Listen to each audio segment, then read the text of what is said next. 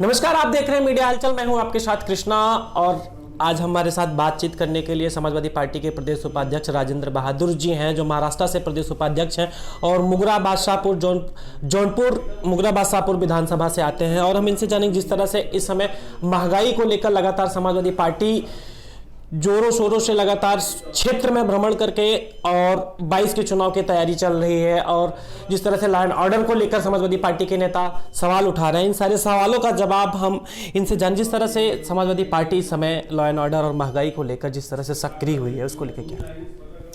तो समाजवादी पार्टी हमेशा किसान की लड़ाई, गरीब की लड़ाई, युवाओं की लड़ाई लड़ती है और महंगाई तो इस समय चरम सीमा पर है। आप डीजल पेट्रोल का रेट देख लीजिए, आज पेट्रोल लगभग 100 रुपये के पास पहुंच चुका है। डीजल का भी रेट 80-85 रुपया लीटर हो गया है। आज किसान खेती करेगा कैसे? खेती करने के लिए ट्रैक्टर में डीजल डालना पड़ता है।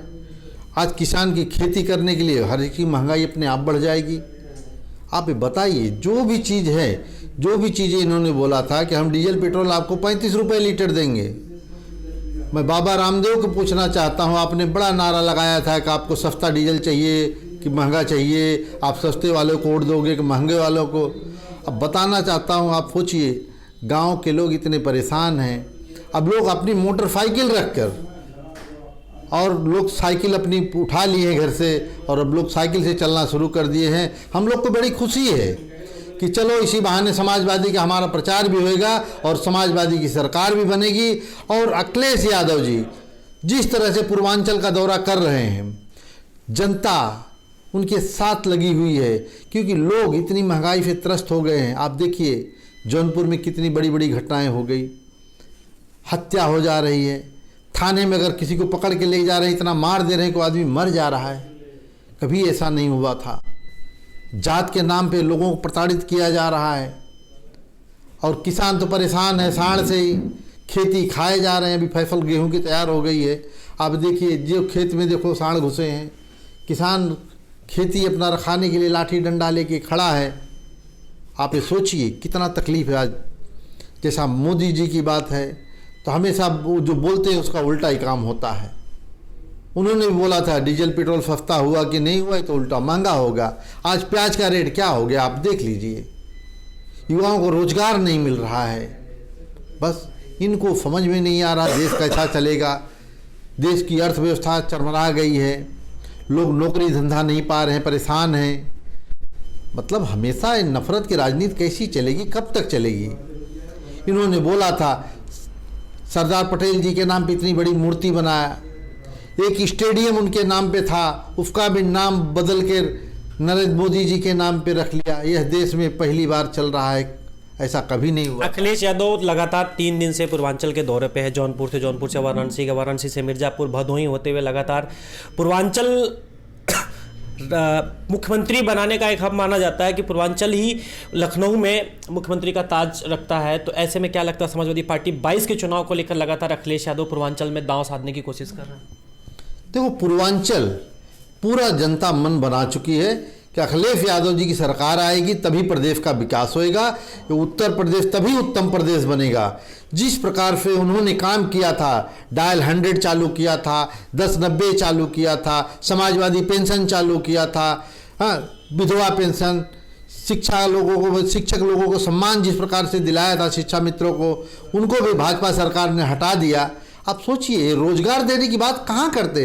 ये रोजगार खा रहे हैं। आज भारतीय रेल को भी बेचने की कगार पे लाके खड़ा कर दिए हैं। एयर इंडिया तो बेच ही रहे हैं। भारत पेट्रोलियम जो नॉर्थन कंपनी में से एक कंपनी अपने देश की गिनी जाती है, ऐसी कंपनियों को बेचने की कगार पे लाके खड़ा कर दिए और बेच रहे हैं। मेरे समझ में नहीं आता, तो मोदी जी बेच के करेंगे क्या है पैसा? किसके लिए? लोगों को नौकरियां नहीं मिलेगी, बेरोजगार होंगे लोग, कहाँ जाएंगे? आज जेट एयरवेज बंद हो गया। वो जो वहाँ के बंद हुए कर्मचारी, जो पायलट हैं, जो वहाँ उसमें एयर होस्टेस थे, जितने कर्मचारी काम करते, सब बेरोजगार हो गए। आज लोग इतना परेशान है। लोग कितने लोगों तो आत्महत्या किया, लेकिन सुनने वाले नहीं। आज किसान भाई 3 महीने से बैठे हैं बॉर्डर पे दिल्ली के, सुनवाई नहीं है। आप ये सोचिए, किसान आपसे मांग क्या रहा है? आपको अगर उनको जो मांगे हैं उनकी सुनी जाए। गरीब की जनता, सरकार किसके लिए होती है? जनता के लिए होती है। जनता के सुख दुख में काम आना चाहिए, जनता क्या मांग करे सुनना चाहिए। मोदी जी तो ऐसा समझ ही नहीं आ रहा है कि वो सुन रहे हैं देश के जनता के लिए कि नहीं कर रहे हैं, क्यों कर रहे हैं ऐसा। अभी योगी जी का एक स्टेटमेंट आपके लाल समाजवादी पार्टी की लाल टोपी को लेकर उनका स्टेटमेंट विधानसभा में आता है, लगातार ये सोशल मीडिया पे चर्चाओं का विषय बना है। और अखिलेश जी तो गूगल पे उन्होंने सर्च किया और लाल टोपी के बारे में बताया। उन्होंने कहा भी कि लगता है योगी जी बचपन में लाल मिर्च खा लेते। इस तरह से जो लाल टोपी हैशटैग चल रहा है, इसको लेके क्या कहेंगे? देखो, लाल टोपी हम समाजवादियों की शान है। आपको बताऊं, किसी के घर में बच्चा पैदा होता है तो उसको लाल बोलते हैं। हमारे शरीर का खून लाल है। मैं योगी जी से पूछना चाहता हूं, आपके शरीर में कौन सा कलर का खून है? तो लाल सबसे इनको चिढ़ क्यों है? और क्रांति का निशानी मानी जाती है लाल। तो सोचो, हम किसान हैं, हम लोग बोलते हैं ना, अगर फाड़ को आज भगाना पड़ता है तो हम लोग लाल ही धोख टांगते हैं कि लाल कपड़ा देख के सांड भाग जाएगा। लगाते हैं कि नहीं लगाते गांव में, खेत में आजकल? टोपी की बात है, हर एक आदमी को समाजवादी का सम्मान करते हैं। और योगी जी को नफरत हो रही है, ऐसा नफरत भरी राजनीति नहीं करनी चाहिए। अखिलेश जी ने, हमारे राष्ट्रीय अध्यक्ष जी ने योगी जी की कितनी टोपी लगाई हुई लाल, उनकी फोटो निकाल के बता दिया।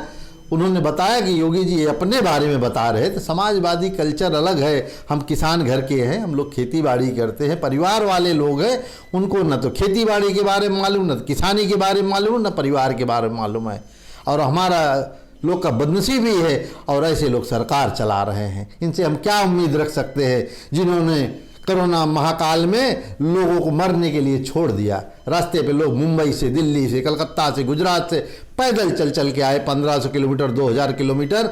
ये लोग बस भी नहीं दिए, ट्रेन तो बंद कर दिए, और पुलिस को बैठा दिए कि हम उत्तर प्रदेश में तुमको घुसने नहीं देंगे। ये कहाँ क्या न्याय है? अरे मैं मानता हूँ अंग्रेज बाहरी थे, विदेशी थे, वो हमारी जनता के ऊपर जुल्म कर रहे थे। अरे तुम तो अपने हो, अपनी जनता के ऊपर इतना जुल्म तो अंग्रेजों ने भी नहीं किया था जितना आज भाजपा कर रही है। देश को कौन से राह पे लेके जाना चाहते हैं? पहला तो इन्होंने हिंदू मुसलमान पे लड़ाना की कोशिश करते हैं, वो नहीं हुआ तो जाति रंग देने की कोशिश करते हैं। हर एक चीज़ मैं आपको बताऊं, मेरे को बड़ा दुख हुआ। आज ही मैं सोशल मीडिया पे मेरे को एक पोस्ट आई थी, नरेंद्र मोदी स्टेडियम में तिरंगा लेके नहीं जाया दिया गया। सोचिए कहाँ का सम्मान हम देश का कर रहे हैं। हमारे तिरंगा का इतना बड़ा अपमान आज तक हमारे देश में कभी नहीं हुआ था।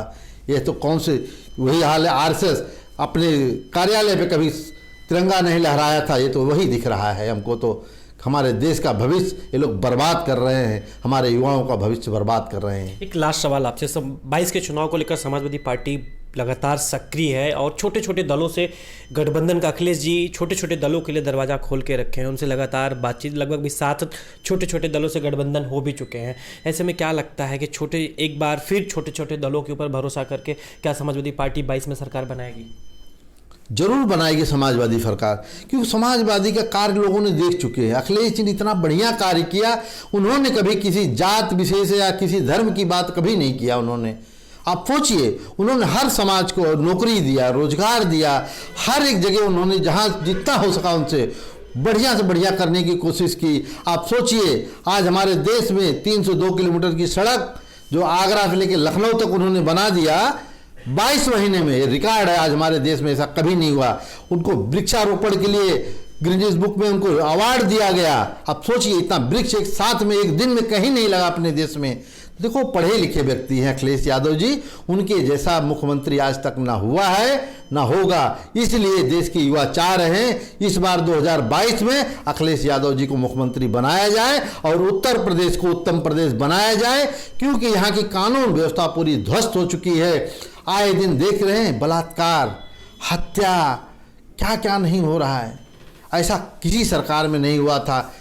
अब बताइए, मुख्यमंत्री जी है, अपने केस वापस ले रहे हैं। अभी थोड़े दिन पहले उप मुख्यमंत्री जी भी अपने केस वापस दिलवा लिए। ये कहाँ का कानून? आज तक कोई प्रदेश में ऐसा नहीं हुआ। आज तक हमारे देश में ऐसा नहीं हुआ कि मुख्यमंत्री उप मुख्यमंत्री अपना केस वापस ले लेवें और दूसरों को जबरदस्ती केस में फंसा दिया जाए, उनके ऊपर झूठे मुकदमे लाद दिए जाएं। ये कहाँ का न्याय है?